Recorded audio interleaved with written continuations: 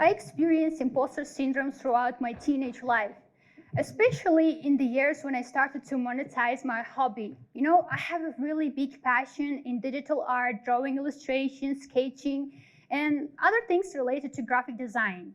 However, despite the amount of effort or hours I dedicated and spent on the projects, there were always feelings of inadequacy, or regardless how many projects I successfully completed, I was pretty doubtful about it and counted this fact as just a chance rather than a real skill of mine. And remember situation of my life when an anxiety of mine only exacerbated when I got an internship. It was prestigious, reputable agency, and the fact that I was selected among 10 plus something candidates to take internship in their workplace had already put a big pressure on me. However, luckily for me, the team with whom I was supposed to work with made up with genius people. They were open-minded, sociable, and literally always willing to assist me with any questions. So there were any problems with adaptations. Yet I had another issue with inner world of mine. In any meetings with my colleagues or the staff in this agency, I was thinking that I really didn't belong to be there, that I wasn't a worthy candidate to take internship, and what if they're gonna find out about it soon and be disappointed in me? So, but despite of a lot of this doubtful questions and critical voices inside of me, I continued my work. And I remember the day when my manager came to me and said, Odina, here's your very first responsible task. That you have to make a new design for the catalogs of the new products that have to be represented for our new investors. It's a big deal. We have to make it vibrant, colorful, so we could have their attention. Couldn't shake the feeling that I was in over my head. I was literally screaming, like the voice inside of me was literally screaming out that I'm gonna give up soon, that I really gonna fail in this project. So what if all those stuff is going to be disappointed in me, and other such critical voices. But anyway, it was the very first task of mine, and somehow I had to complete this task, right? As I immersed myself in the project, the constant feeling of doubts, questioning, critical voices, and unconfidence became my biggest ally. I had sleepless nights by refining meticulous details in my sketches, in my logotypes, designs, while overcare about everything that were related actually wasn't so big deal. And I remember how I had a big dark circles under my eyes. So the anxiety, depression, and the pressure of deadline only intensified all of these negative feelings in me. I decided to show all of the concept of my works to my manager and my mentor. They showed their respect towards my work. They said, oh, it's okay, we really liked your job, continue, keep up. But I really couldn't accept the positive feedbacks of them and thought they're really showing their respect, but indeed they already give up on me. Well, they already found out that actually I was unworthy candidate to take an internship in their agency. So I denied all of the positive feedbacks on my address. And after a particularly challenging day in my workplace, I remember all of those negative feelings that were surrounding me. Any comments by my colleagues asking questions, so Gina, everything okay with you? I was denying all of the helps and just counting myself as a big loser.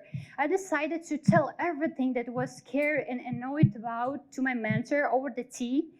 So Tatiana, that was the name of my mentor, listened everything empathetically without any disruption and said that she can totally relate her experience with mine. She said in the early stage of her working days, when she was also newbie as me, had such constant feelings of inadequacy, constant comparisons with others, and thinking that really she was unworthy to continue her career in this field because there are many others who were professionals already.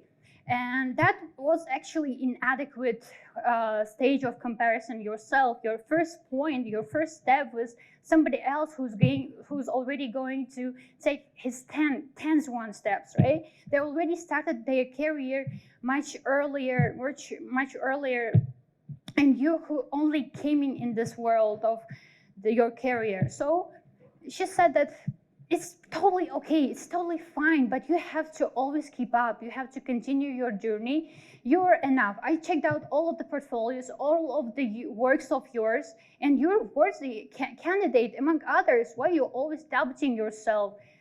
And she said that after long research, she found out about imposter syndrome. She worked with therapists, psychologists who helped her to overcome this feeling of inadequacy. And by the record, by KPMG, over than 75% of women executives are actually suffering from this syndrome. And women are more prone to than men. And you may ponder, why women, why not men? Because like the problem, disparity between those genders are pretty complex itself. You know, it may bring the topics, socialization, societal expectation, the way of upbringing, and the girls are often from their childhood raised to be perfect.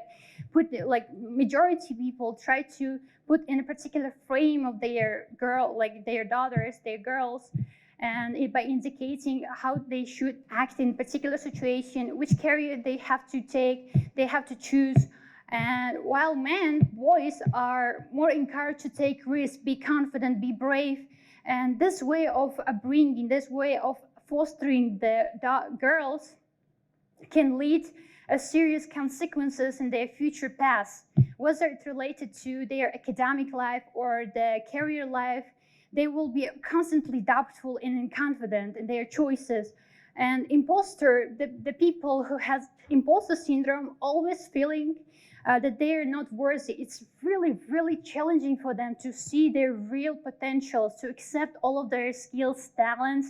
They constantly doubting themselves and undermining all of the compliments you're giving them. And they're like, oh my God, no, I don't deserve that. I have to work more. I have to push myself on. And eventually they're burning out and end up with giving up in their career choices. So it is really critical to understand about such syndromes, about those factors. And here is now I want to share with you the main strategies that really helped me to overcome this syndrome. The first but really game changer factor, it was choosing the trustworthy mentor, the person who had been already in your shoes, the person who had been through all of the challenges you were facing. In my case, was my mentor in my career, like my internship experience, Tatiana. She navigated me. She was a guideline in darkness who could able to help me keep up in my path.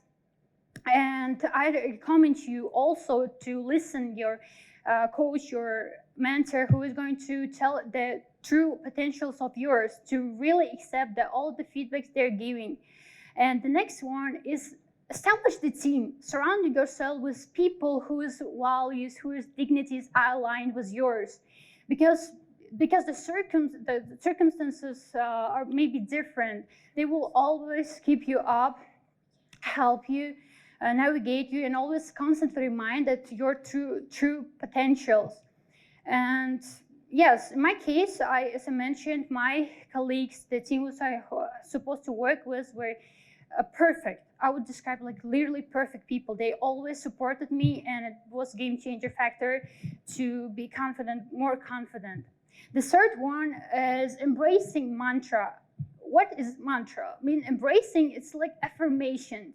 Always this is to look at your mirror, the reflection of your mirrors, and keep up to say that you're confident, that you're enough to be in this position, to choose this career path. You're enough to be the best person.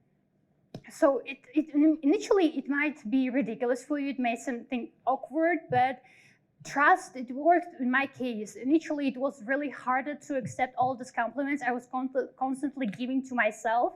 But it helped. After few months, I started how my confidence actually lift up. And I will suggest you this as well. And the last but nonetheless important factors is like reflection on your journey and constantly celebrate your little accomplishments. Reflection on your journey, for instance, a few years ago, you just had a desire to play on a guitar, let's say. Initially, when you only came to the class, you barely, like, you couldn't even properly to hold this instrument, right? But after a few classes, after practicing after a few months, you already can at least to hold this instrument properly and play a few notes, musical notes. And so that's already a big deal. There's already some step that you took on, while others are only wishing to do that, right? And constantly like celebrating your accomplishments is also important because it will lift your mentality up.